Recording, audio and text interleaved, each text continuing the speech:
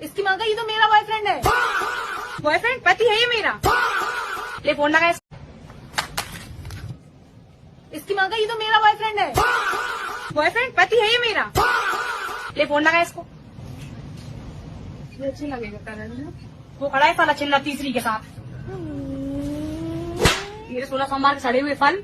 साले 2 गर्लफ्रेंड 1 बीवी।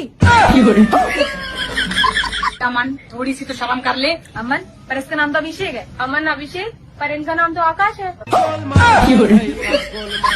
अरे देवियों, इस संसार में एक ही शकल के 7 लोग होते हैं। साले चूतिए इसी शहर में आ गए 3। इसकी ऐसी जगह पे तिल है जो सिर्फ मैंने देखा है। अभी दूध का दूध और तिल का तिल हो जाएगा। हाँ मैंने भी देखा है। चल मैंने मेरे बेबी को बचपन से देखा है। जहाँ तुम दोनों बोल रही हो ना वहाँ कोई तिल है ही नहीं। समझ रहे हो? ए जी आप यहाँ। और ये पराई औरत कौन है? अब ये कौन है? हमें लोगों को दे रहा था। अब ये रहा है अंदर।